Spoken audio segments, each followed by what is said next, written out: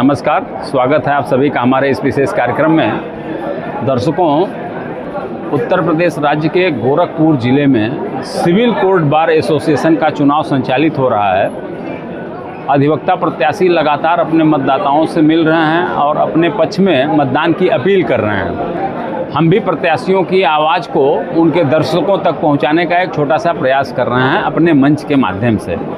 इस समय हमारे साथ बातचीत करने के लिए कोषाध्यक्ष पद के प्रत्याशी डीपी सरोज जी हैं। इनसे हम बातचीत करेंगे और जानेंगे कि किस तरह से ये अधिवक्ताओं की आवाज़ बनेंगे। डीपी सरोज जी, आपका हमारे कार्यक्रम में स्वागत है। सर, सबको प्रणाम यथोचित, और आपको भी प्रणाम, और साथ साथ साधुवाद आपको कि आप अपने चैनल के माध्यम से सर एक सबको सुनहरा मौका दे रहे हैं ताकि अपनी बात हम अधिवक्ताओं के बीच में, जो विद्वान अधिवक्ता हैं उनके बीच में अपने प्लान को रखें ताकि उस पर वो विचार करके एक मतदान करें। बिल्कुल बिल्कुल बिल्कुल, हमारा यही प्रयास है। डीपी सरोज जी, आप इस कचहरी के लीडर हैं। लीडर जो होता है वो हमेशा साल भर जो है हमेशा अधिवक्ता हितों में वो लगा रहता है। मेरा सौभाग्य है कि आप जैसे अच्छे व्यक्तित्व के लोग मार्गदर्शन देते हैं। तो आपकी दृष्टि में ये कौन कौन सी समस्याएं हैं जिस पर काम किया जाना बहुत ही ज़रूरी है, क्या कहेंगे? जी, सर, सबसे पहले मैं इस पर प्रकाश डालूंगा कि ये चुनाव, अधिवक्ताओं का जो चुनाव होता है सर, इसी पक्ष को लेकर के होता है कि हमारी अपनी अधिवक्ता समाज की जो समस्याएं हैं, मूलभूत समस्याएं, उनको एक पटल पे रखने का माध्यम है, जिससे के लिए हम लोग कार्यकारिणी चुना जाता है। बिल्कुल। और कार्यकारिणी का ये दायित्व होता है कि वो अपने इस कर्तव्य को पूरा करें। मूलभूत सुविधाओं में कोर्ट का व्यवस्थित न होना, नए अधिवक्ताओं को बैठने की समस्या, पुराने अधिवक्ताओं को आने जाने की व्यवस्था, लिफ्ट पे बहुमंजिली जो हमारी कोर्टें हैं सर, उन पे हमेशा लिफ्ट खराब रहती है।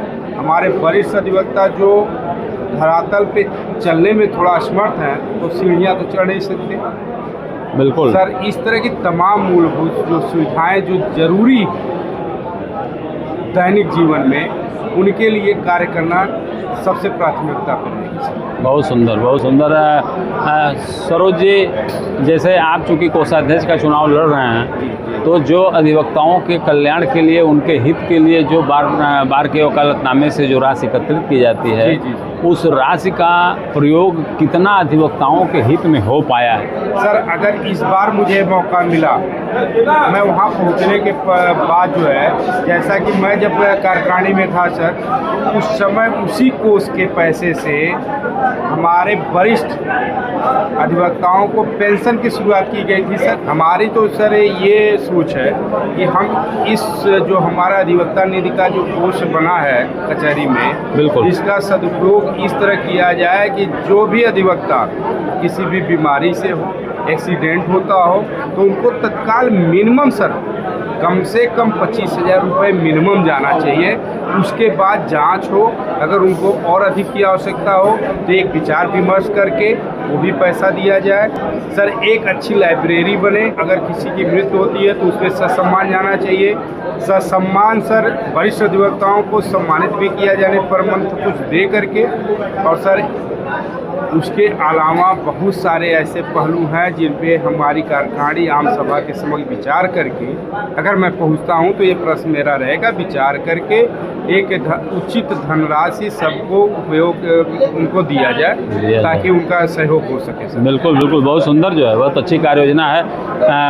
पुस्तकालय की आपने चर्चा किया, तो जो नया अधिवक्ता आता है अध्ययनशीलता की तरफ वो अग्रसर हो, तो इसके लिए जो बेहतर माहौल है, अच्छा पुस्तकालय होना चाहिए, अच्छी जो है पुस्तकें होनी चाहिए, पर्याप्त पुस्तकें होनी चाहिए, और जो नए अधिवक्ताओं को कुछ आर्थिक सहयोग भी मिलना चाहिए।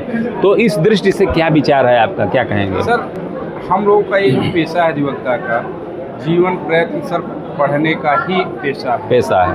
क्योंकि जब और वो पढ़ना सर हमको किताबों से ही संभव है, तो उस तरह की सारी किताबें होनी चाहिए। क्योंकि मैं जब संयुक्त मंत्री पुस्तकालय में था सर, आप लोगों से जो बहुत दिनों से यहाँ पुस्तकें बंद थी AIR की, सर मेरे कार्यकाल में उनको मंगाने का काम हुआ था सर। इस कार्यकारिणी में अगर जाता हूँ तो इस बिंदु को मैं हमेशा मुखर होकर के उठाऊंगा सर। अंदर परिसर की साफ सफाई एक बहुत बड़ा मुद्दा है, क्योंकि ये अनवरत चलने वाली प्रक्रिया है। साफ सफाई आज आप करते हैं, अगर दूसरे दिन न करें तो फिर वो गंदगी फैल जाती है। तो परिसर में साफ सफाई हो, परिसर में आजकल जो महिलाएं, तमाम सारी महिला अधिवक्ताएं आ गई हैं, तो उनके लिए तमाम पर्याप्त जो है जो टॉयलेट हैं जो है उसकी सुविधा हो, निरंतर जो है एक परिसर का माहौल जो है स्वच्छ हो, सुंदर हो। तो इस दिशा में क्या है आपकी कार्य योजना, क्या बताएंगे? साफ सफाई हम कारखाने के माध्यम से, जहां आवश्यकता होगी नगर निगम के माध्यम से, सभी माध्यमों से इस परिसर की पूरी सफाई हो। सर बिजली की व्यवस्था समुचित रहे, बिल्कुल बिल्कुल, पेयजल की व्यवस्था समुचित रहे सर। और जो हमारी महिला अधिवक्ता बहनें आ रही हैं उनके सर, उनकी मूलभूत सुविधाओं को ध्यान में रखते हुए सर, उनकी जो नेचुरल चीज़ें हैं उनकी भी उपलब्धता सुनिश्चित कराने की प्राथमिकता होनी चाहिए। डीपी सरोज जी, आप बताइए कि यहाँ का अधिवक्ता मतदाता आप ही को अपना कोषाध्यक्ष चुने, क्यों, क्या अपील करेंगे?